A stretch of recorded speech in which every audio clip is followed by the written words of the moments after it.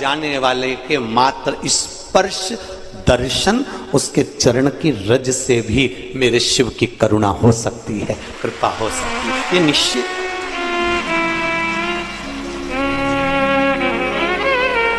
बिल्कुल निश्चित।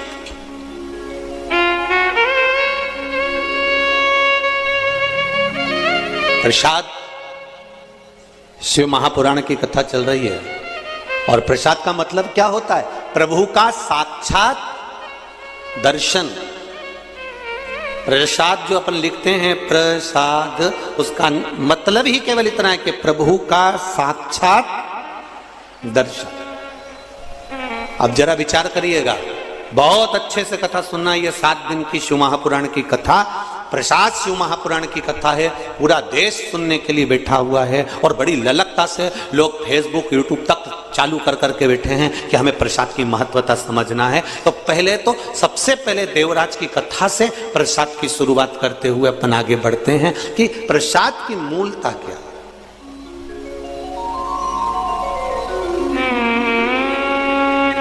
प्रभु का साक्षात दर्शन। अब विचार करिएगा, तुम बद्रीनाथ नहीं गए, तुम्हारा रिश्तेदार बद्रीनाथ गया और बद्रीनाथ से प्रसाद लेकर आया और तुम्हें दिया। बोलो दिया कि नहीं दिया? चलो जाने दो, अभी ये भी जान दो। आज की ही बात देख लो, हमारे बहेड़िया परिवार में हम लोग रुके हुए हैं। अब आज हमारी ट्रेन भी लेट हो गई 3-4 घंटा। तो अब भगवान भी पूरी परीक्षा लेता है। जो आने वाली थी सुबह 7 बजे, वो आई सुबह 10-11 बजे। अब पहुँचे, फिर लाड लेके लाड लड़ाया, ठाकुर जी की सेवा करी, भोलेनाथ जी का पूजन किया, मंत्र जाप स्मरण कर कर कथा की तैयारी। कथा में पहुंच गए, फिर पूछा जजमान से, क्यों कितनी देर का रास्ता है? बस मतलब क्या हो, प्रभु का साक्षात दर्शन तो है।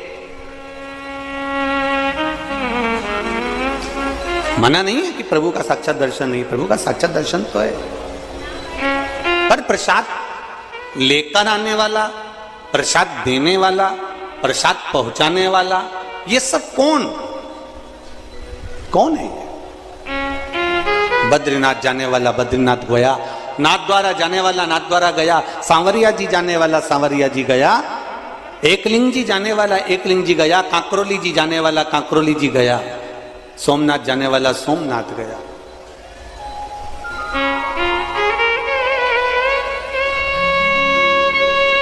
जाने वाला जा रहा है और लाकर प्रसाद तुम्हारे हाथ में दिया।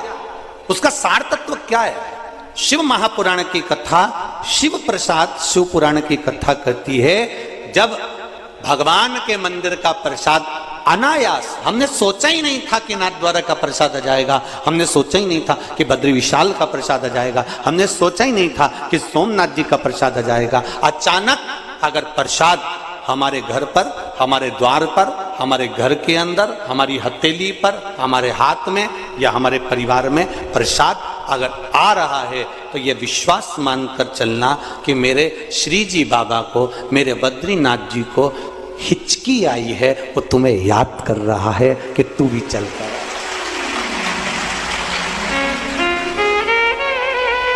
उसको याद, उसने प्रसाद के माध्यम से, प्रसाद देने के माध्यम से, प्रसाद के माध्यम से उसने ये खबर करवा दी। प्रसाद के माध्यम से उसने सूचना करवा दी कि ये प्रसाद मैं भेज रहा हूं, इसका मतलब यह है कि केवल कि आप मेरे नजदीक तक, आप मेरे करीब तक आ जाइए, आप मेरे पास आ जाइए। महाराज, प्रभु का साक्षात दर्शन। देवराज नाम का ब्राह्मण मंदिर को छोड़कर जब जाने लगा, मंदिर से बाहर निकलकर, जब देवराज नाम का ब्राह्मण मंदिर को छोड़कर जा रहा है, ब्राह्मण ने हर हर महादेव कर कर आवाज लगाई है और आवाज लगाकर ब्राह्मण ने शब्द कहा, अरे बांधव थोड़ा रुकिए। देवराज नाम का ब्राह्मण मंदिर से निकल रहा है, उसके शरीर में ताप पड़ रहा है, बांधव जरा रुकिए, आप रुको थोड़ा।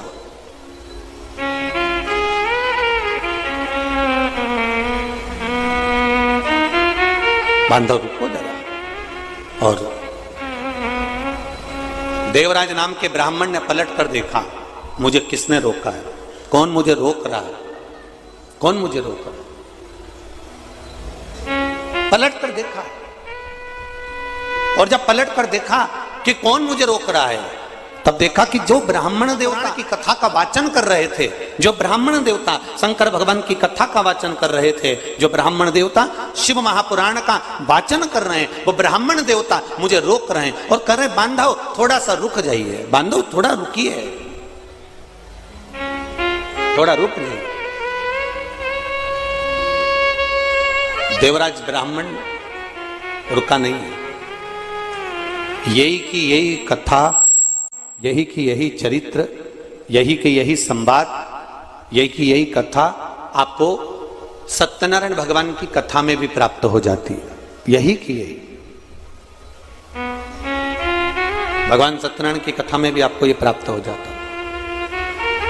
यदि आपने श्रवण करी हो श्री सत्यनारायण भगवान की कथा, तो उसमें आपको ज्ञात होगा सत्यनारायण भगवान की कथा में कि एक राजा अपने राज्य से निकलकर जा रहा है, वन में भ्रमण करता करता जा रहा है, वन में डोलता हुआ जा रहा है, और वहां सत्यनारायण भगवान का पूजन हो रहा था, और पूजन होते हुए देखकर उसने प्रणाम ना करा, प्रसाद दिया, उसने प्रसाद ग्रहण नहीं करा और उस प्रसाद को छोड़कर चल दिया। प्रसाद की अवज्ञा हो गई, उसका राज सत्ता नष्ट हो गया। अर्थात प्रसाद की अवज्ञा से मतलब क्या? प्रसाद को स्वीकार नहीं करना,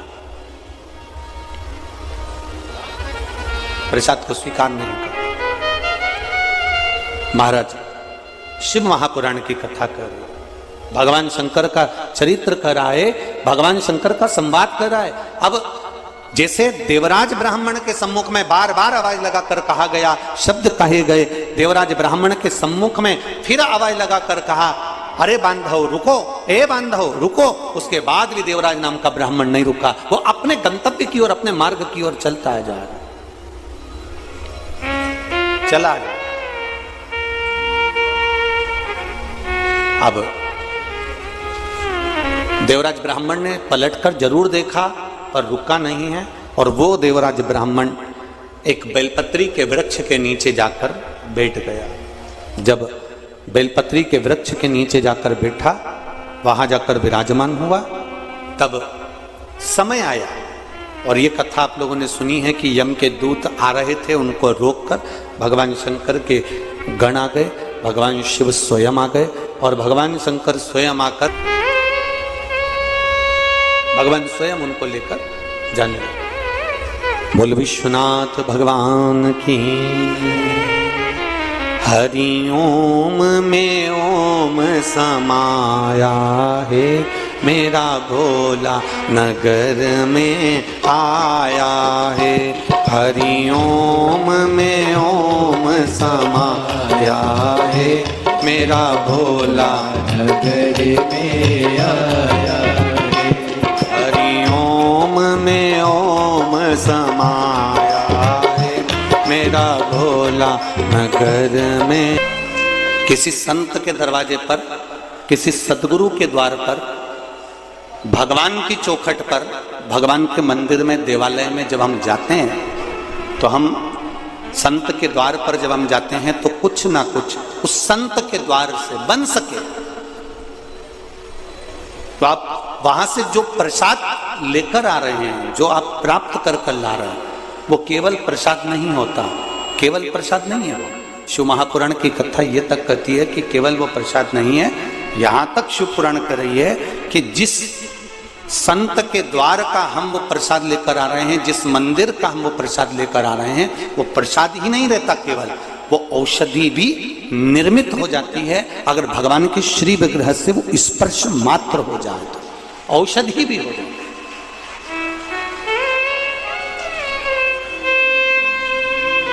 वो एक औषधि के तुल्य भी है।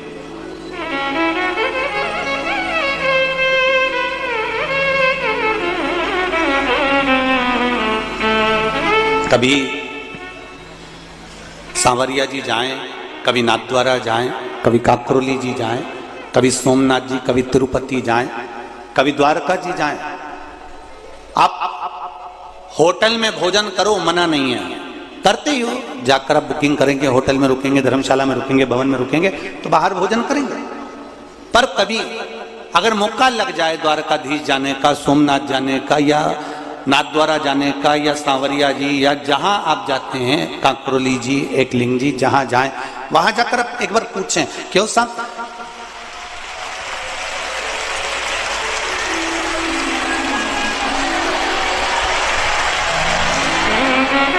आप उनसे विनती कर सकते हैं कि साहब हमको यहाँ पत्तल प्रसाद मिल सकता है,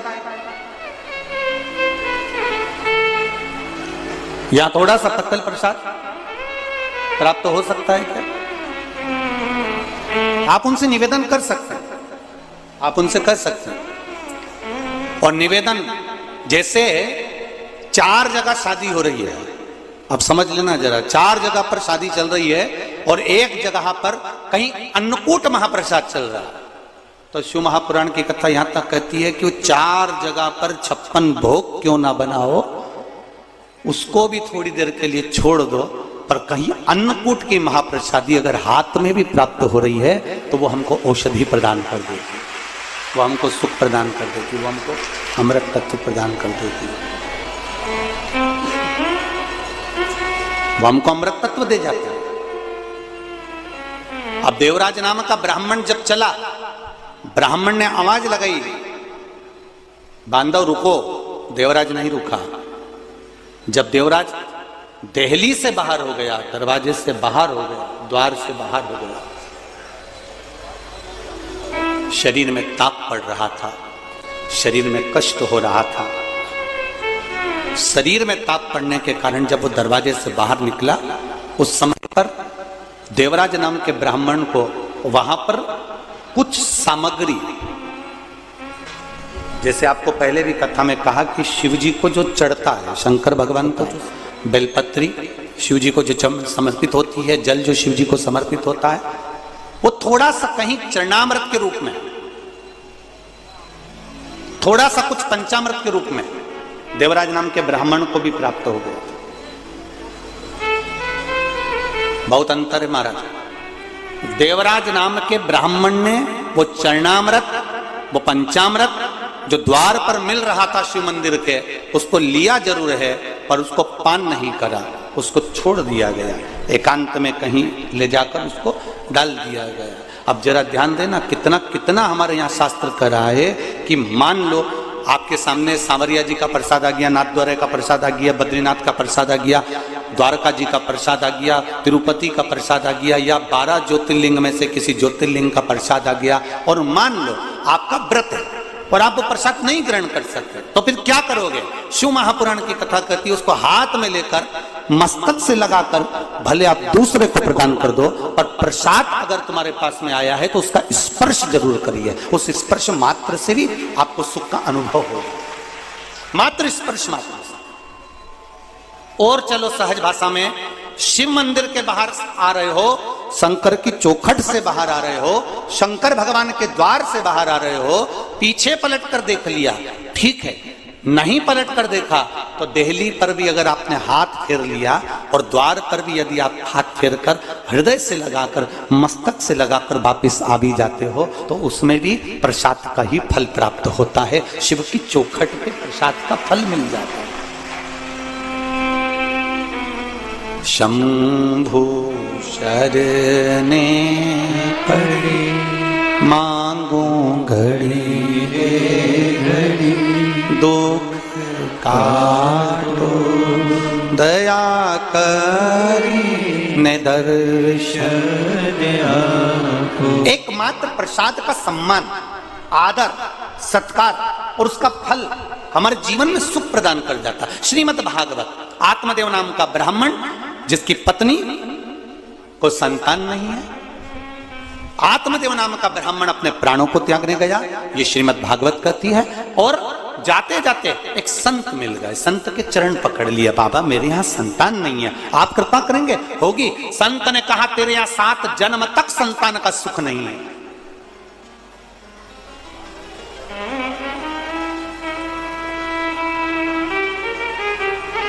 तेरे यहाँ 7 जन्म तक संतान का सुख नहीं है। अब देखिए प्रसाद में क्या बल होता है। जरा विचार करिएगा जरा, तेरे यहां 7 जन्म तक संतान का सुख नहीं है। आत्मदेव ब्राह्मण ने चरण पकड़ लिया है, आप कृपा करोगे तो संतान तो होगी, ये निश्चित है। आप अगर करुणा करेंगे, आप दया करेंगे तो मुझे संतान प्राप्त होगी, ये निश्चितता है। आप कृपा करिए। कहा मेरे पास आपको देने के लिए कुछ भी नहीं है। तब आत्मदेव नाम के ब्राह्मण ने कहा, संत की जो झोली होती है वो खाली नहीं होती है, उस झोली में संत के पास भले कुछ ना हो पर वो झोली में कुछ ना कुछ भरा जरूर होता है। मैं जानता हूं आपकी झोली में जरूर कुछ होगा और आप मुझे प्रदान करेंगे, ये निश्चित है, आप मुझे देंगे। देखिए अब होता है कोई कोई आपको, कई लोग मिलेंगे जो आशीर्वाद भी दे देंगे, कई लोग मिलेंगे जो आपको बेल भभूति भी दे देंगे, कई लोग मिलेंगे जो आपको बहुत कुछ अपने पास से निकालकर आनंद की कोई वस्तु भी दे देंगे। पर शिव महापुराण की कथा कहती है, शंकर भगवान के पास जाओगे, शिव के द्वार जाओगे तो भगवान शंकर को आपने केवल 1 लोटा जल जो चढ़ाया है, शिव को जो बेलपत्र समर्पित करी है, शिव को जो 1 दावना चावल का समर्पित करा है, शंकर को 1 फूल की अगर पंखड़ी भी चढ़ाई है, तो शिव कथा कहती है आपको मांगने की जरूरत नहीं पड़ेगी। जब आप पात्र लेकर घर जाएंगे तो शिव खुद उसको भरकर भेज देता है, उसमें मांगने की जरूरत नहीं पड़ती। और उसका प्रमाण देखिए, एक पत्र आया है,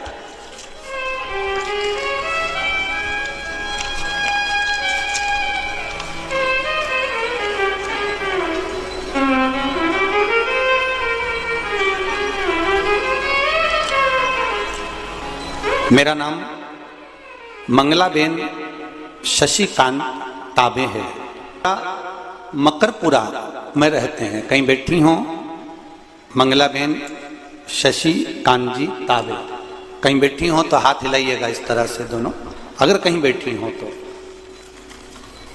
अब दोनों तीनों पंडाल में हमारी दृष्टि तो कहीं जा नहीं रही होगी, आप लोगों को अगर कहीं दिखती हो और हाथ हिलाएं तो अवश्य कैमरे वाले उनका स्मरण करें। मेरा नाम मंगलाबेन शशिकांत तांबे है, हम बड़ोदरा मकरपुरा में रहते हैं। मैं गायन के हॉस्पिटल में नर्स की नौकरी करती हूँ। मेरी बेटी की शादी को 7 साल हो गए, फिर भी बच्चा नहीं हुआ। हमने बहुत इलाज किया, उसे एक बार ट्यूब में गर्भ रहा तो ट्यूब निकालनी ही पड़ी।